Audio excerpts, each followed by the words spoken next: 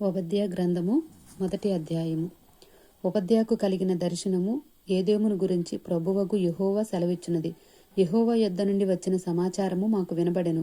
ఏదోము మీద యుద్ధము చేయుదుము లెంటని జనులను రేపుటకై దూత పంపబడి ఉన్నాడు. నేను అన్యజనులలో నిన్ను అల్పునిగా చేసితిని. నీవు బహుగా తృణీకరింపబడుదువు. అత్యున్నతమైన పర్వతముల మీద ఆసీనుడవై ఉండి కొండ సందులలో నివసించువాడా, నన్ను క్రిందికి పడద్రోయగలవాడెవడని అనుకొనువాడా, నీ హృదయము గర్వము చేత నీవు మోసపోతివి. పక్షిరాజు గూడంత ఎత్తైన నివాసము చేసుకుని నక్షత్రములలో నీవు దాని కట్టినను అతడ నుండి నేను నిన్ను క్రింద పడవేతును. ఇదే యెహోవా వాక్కు. చోరులే గాని రాత్రి కన్నము వేయువారే గాని నీ మీదకి వచ్చిన ఎడల తమకు కావలసినంత మట్టుకు దోచుకొందురు గదా. ద్రాక్ష పండ్లను ఏరువారు నీ యొద్దకు వచ్చిన ఎడల పరిగె ఏరుకొని వారికి కొంత ఉండనిత్తురు గదా. నిన్ను చూడగా నీవు బొత్తిగా చెడిపోయి ఉన్నావు. ఏశావు సంతతి వారి సొమ్ము సోదా చూపబడును. వారు దాచిపెట్టబడిన ధనమంతయు పట్టబడును. నీతో సంధి చేసిన వారు నిన్ను తమ సరిహద్దు వరకు పంపివేయుదురు. నీతో సమాధానముగా ఉన్నవారు నిన్ను మోసపుచ్చి నీకు బలాత్కారము చేయుదురు. వారు నీ అన్నము తిని నీ కొరకు ఉరి ఎడ్డుదురు. ఏదోమునకు వివేచన లేకపోయెను. దినమందు ఏశావు పర్వతముల్లో వివేచన లేకపోవునట్లు ఏదోములో నుండి జ్ఞానులను నాశనము చేతును. ఇదే యెహోవా వాక్కు. తేమాను నీ బలాఢ్యులు విస్మయముందుదురు. అందువలన ఏశావు యొక్క పర్వత నివాసులందరూ హతులై నిర్మూలమగుదురు. నీ సహోదరులైన యాకోబు సంతతికి నీవు చేసిన బలాత్కారమును బట్టి నీవు అవమానము నొందుదువు.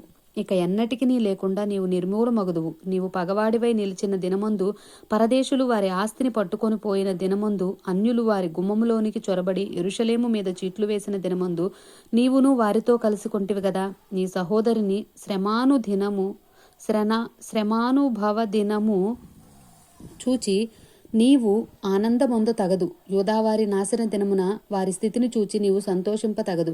నా జనుల ఆపద్దినమున నీవు వారి గుమ్మములలోనికి చొరబడదగదు. వారి ఆపద్దినమున నీవు సంతోషపడుచు వారి బాధను చూడతగదు. వారి ఆపద్దినమున నీవు వారి ఆస్తిని పట్టుకొనతగదు. వారిలో తప్పించుకొని వారిని సంహరించుటకు అడ్డత్రోవల్లో నీవు నిలువతగదు. శ్రమదినమందు అతనికి శేషించిన వారిని శత్రువుల చేతికి అప్పగింపతగదు.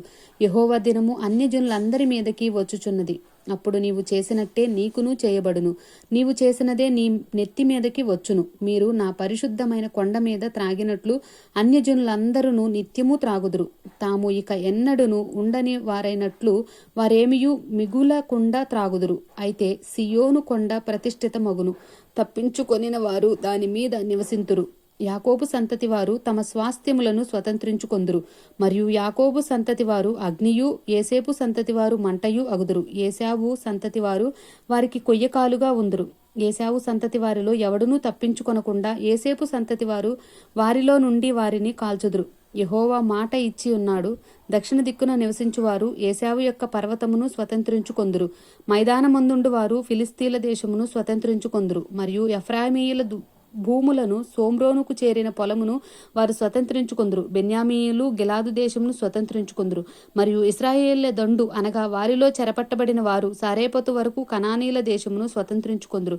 యెరూషలేము వారిలో చెరపట్టబడి సెఫారాదునకు పోయిన వారు దక్షిణ దేశపు పట్టణములను స్వతంత్రించుకొందురు. మరియు ఏశావు యొక్క కొండకు తీర్పు తీర్చుటకై సియోను కొండ మీద రక్షకులు పుట్టుదురు. అప్పుడు రాజ్యము యెహోవాది అగును.